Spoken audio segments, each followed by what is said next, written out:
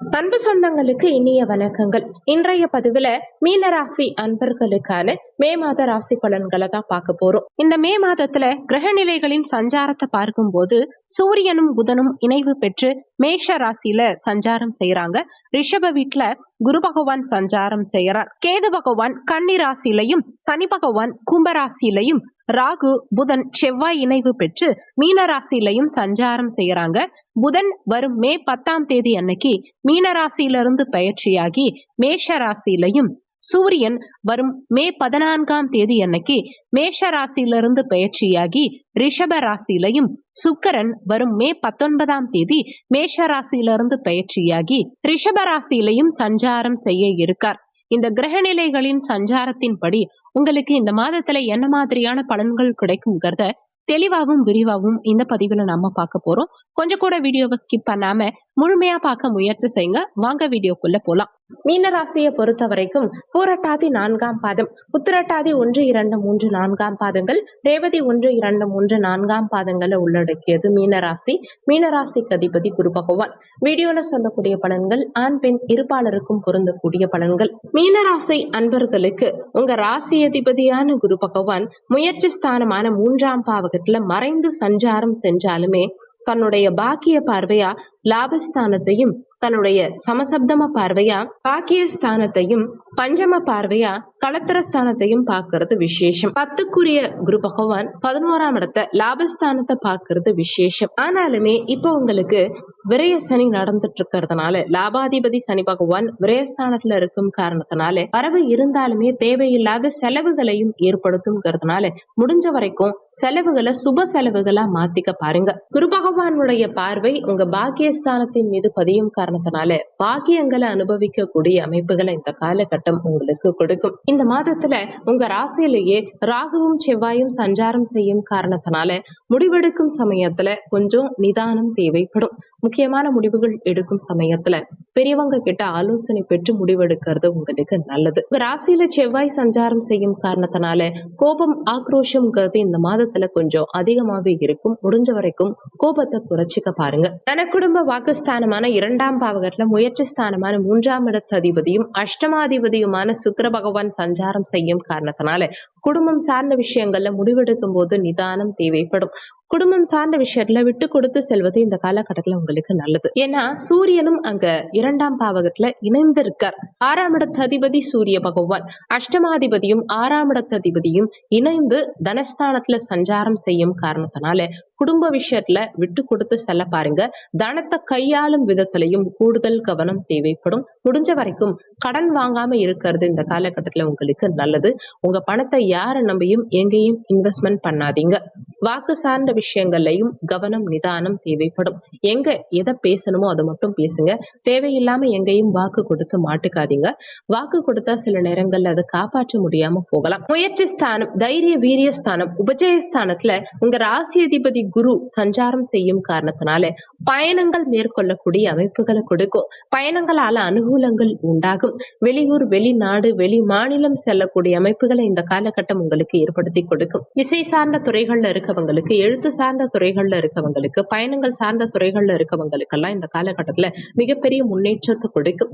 கலை சார்ந்த துறைகள்ல இருக்கவங்களுக்கும் புதிய வாய்ப்புகள், புதிய ஒப்பந்தங்கள் எல்லாம் இந்த காலகட்டத்துல கிடைக்கும். அதுவும் வரும் மே 19 உங்க முயற்சி ஸ்தானாதிபதி சுக்கிர பகவான் முயற்சி ஸ்தானத்துல ஆட்சி பலம் பெற்று சஞ்சாரம் செய்யும் காரணத்தினால எடுக்கும் முயற்சிகள் அனைத்திலும் இந்த காலகட்டத்துல உங்களுக்கு நிச்சயமா வெற்றி கிடைக்கும். அதுவும் 6ஆம் இடத்து அதிபதி சூரிய பகவான் வரும் மே 14 பிறகு உங்க முயற்சி ஸ்தானத்துல வந்தமரும் காரணத்தினால இந்த காலகட்டத்துல உங்களுக்கு தைரிய வீரியம் அதிகரிக்கும். எதுவா இருந்தாலும் செய்யலாம், எதுவா இருந்தாலும் பார்த்துக்கலாம், என்னால முடியுங்கிற ஒரு மன தைரியம் இந்த காலகட்டத்துல உங்களுக்கு பிறக்கும். வரும் மே 19 பிறகு வீடு, வண்டி, வாகனங்கள், இடம், பூமி, மனை இந்த மாதிரி அசையும் அசையா சொத்து சேர்க்கைங்கிறது உங்களுக்கு சாதகமா இருக்கும். இந்த காலமா ஒரு இடம் வாங்கணும், ஒரு மனை வாங்கணும், ஒரு வண்டி வாகனங்கள் வாங்கணும், வீடு கட்டணும்னு எதிர்பார்த்துட்டு இருந்த இந்த மீனராசி அன்பர்களுக்கு மாத பிற்பகுதியில நிச்சயமா உங்க முயற்சிகள் பலிதமாகும். உங்க ஆசைகள் நிறைவேறும். உங்க தேவைகள் பூர்த்தியாகும். அதே மாதிரி விவசாயத்திலையும் பெரிய அளவுல முன்னேற்றம் இல்லைன்னு வருத்தப்பட்டு இருந்த மீனராசி அன்பர்களுக்கு இந்த மாத பிற்பகுதியில விவசாயத்துல நல்ல முன்னேற்றம் இருக்கும். நல்ல லாபம் கிடைக்கும், விளைச்சல் அதிகரிக்கும். சுகஸ்தானாதிபதி புதன் பகவான் வரும் மே 10ஆம் தேதி வரைக்கும் உங்க ராசியில சஞ்சாரம் செஞ்சுட்டு இருக்கார். வரும் மே 10ஆம் தேதிக்கு பிறகு தன குடும்ப வாக்குஸ்தானமான 2ஆம் பாவகத்துல புதன் சஞ்சாரம் செய்யும் காரணத்தினால தன வருமானம் உங்களுக்கு பெருகும். தாய் மூலமா அனுகூலங்கள் உண்டாகும். தாயோடு இருந்த கருத்து வேறுபாடுகள் நீங்கி தாயோட மீண்டும் ஒன்றிணையக்கூடிய அமைப்புகள், பிரிந்தவங்க ஒன்றிணையக்கூடிய அமைப்புகளை எல்லாம் இந்த காலகட்டம் உங்களுக்கு கொடுக்கும். 6ஆம் இடத்ததிபதி சூரிய பகவான் வரும் மே 14ஆம் தேதிக்கு பிறகு முயற்சி ஸ்தானமான 3ஆம் பாவகத்துல சஞ்சாரம் செய்யும் காரணத்தினால தந்தை வழியில அனுகூலங்கள் உண்டாகும். அதே மாதிரி இடமாற்றம் எதிர்பார்க்கிறவங்களுக்கும் வேலை சார்ந்த இடமாற்றம் நிச்சயமா இந்த காலகட்டத்தில் உங்களுக்கு கிடைக்கும். வேலைக்காக வெளியூர், வெளிநாடு, வெளி மாநிலம் செல்லக்கூடிய பயணங்கள் மேற்கொள்ளக்கூடிய அமைப்புகளை இந்த காலகட்டம் உங்களுக்கு கிடைக்கும். கலத்திரஸ்தானமான 7ஆம் பாவகத்துல கேது பகவான் சஞ்சாரம் செஞ்சு கடந்த காலகட்டங்கள்ல நிறைய மீனராசி அன்பர்களுக்கு திருமணத்துல தடை தாமதத்தை ஏற்படுத்தியிருப்பார். ஆனா இப்போ குரு பகவான் தன்னுடைய பஞ்சம பார்வையா கேதுவை பார்க்கும் காரணத்தினால திருமண பாக்கியம் இந்த காலகட்டத்துல மீனராசி அன்பர்களுக்கு கைகூடி வரும். வீட்டுல சுபகாரியங்கள் செய்யக்கூடிய அமைப்புகளை கொடுக்கும். அதே மாதிரி கூட்டு தொழில பிரச்சனைகள் இருந்தது, கூட்டாளிகளோட பார்ட்னர்ஷிப் வகையில தொந்தரவுகள் இருந்தது, மனஸ்தாபங்கள் இருந்ததுன்னா அதெல்லாம் கூட இந்த காலகட்டத்துல குரு பகவானுடைய பார்வையினால சரியாகும். சமுதாயத்துல உங்க பெயரும் புகழும் மதிப்பும் மரியாதையும் இந்த காலகட்டத்துல உங்களுக்கு கூடும். அரசாங்க உத்தியோகம் நிறைய மீனராசி என்பவர்களுக்கு இந்த காலகட்டத்துல கிடைக்கும். அரசு தேர்வுக்காக முயற்சி செய்து அதில் வெற்றி காணக்கூடிய அமைப்புகளை இந்த காலகட்டம் உங்களுக்கு கொடுக்கும். அஷ்டமாதிபதியான சுக்கிர பகவான் முயற்சி ஸ்தானமான 3ஆம் பாவகத்துல வரும் மே 19ஆம் தேதிக்கு பிறகு ஆட்சி பலம் பெற்று சஞ்சாரம் செய்யும் காரணத்தினால எடுக்கும் முயற்சிகளில் உங்களுக்கு நிச்சயம் வெற்றி கிடைக்கும். கடந்த காலகட்டங்கள்ல இருந்த வம்பு வழக்கு சார்ந்த பிரச்சனைகளுக்கெல்லாம் ஒரு முடிவு இந்த காலகட்டத்துல தீர்வு கிடைக்கும். ஒரு சிலருக்கு இந்த காலகட்டத்துல இன்சூரன்ஸ் பணம் கைக்கு வரும். ஷேர் மார்க்கெட்ல இன்வெஸ்ட்மெண்ட் பண்ண பணம் திரும்ப வரலாம். ஒரு சிலருக்கு யார்கிட்டயாவது கொடுத்திருப்பீங்க, அந்த பணம் திரும்ப வராம லாக் ஆகி இருக்கலாம். அந்த கொடுத்த பணம் எல்லாம் மீண்டும் திரும்ப வரக்கூடிய அமைப்புகள் இந்த காலகட்டத்தில் உங்களுக்கு சாதகமாகவே உண்டு. கடந்த காலகட்டங்கள்ல பாக்கியஸ்தானத்தின் மீது சனி பகவானுடைய பார்வைப்பட்டு பாக்கியங்களை அனுபவிக்கிறதுல தடங்கல்களை உண்டாக்கி இருக்கும். தந்தைக்கு உடல்நல தொந்தரவுகள் கொடுத்திருக்கும். ஒரு சிலருக்கு தந்தையோட கருத்து வேறுபாடுகள், மனஸ்தாபங்கள் ஏற்பட்டு இருக்கலாம். அது எல்லாமே குரு பகவானுடைய பார்வையினால இப்ப சரியாக போகுது. ஏன்னா குரு பகவான் தன்னுடைய சமசப்தம பார்வையா பாக்கியஸ்தானத்தை பார்க்கும் காரணத்தினால தந்தையோட நல்ல இணக்கம் உண்டாகும். தந்தைக்கு இருந்த உடல்நல தொந்தரவுகள் சரியாகும். தந்தை மூலமா அனுகூலங்கள் உண்டாகும். தந்தை வழி சொத்துக்கள் உங்க கைக்கு வந்து சேர்றதுக்கு உண்டான அமைப்புகள் இந்த காலகட்டத்துல உங்களுக்கு சாதகமாகும். கடந்த காலகட்டங்கள்ல அனுபவிக்க முடியாம இருந்த பாக்கியங்களை எல்லாம் இந்த காலகட்டத்துல அனுபவிப்பீங்க. திருமண பாக்கியமா இருக்கட்டும், குழந்தை பாக்கியமா இருக்கட்டும், தொழில் பாக்கியமா இருக்கட்டும், இது மாதிரி சகல விதமான பாக்கியங்களையும் அனுபவிக்கக்கூடிய அமைப்புகளை குரு பகவான் இந்த காலகட்டத்துல உங்களுக்கு கொடுப்பார்.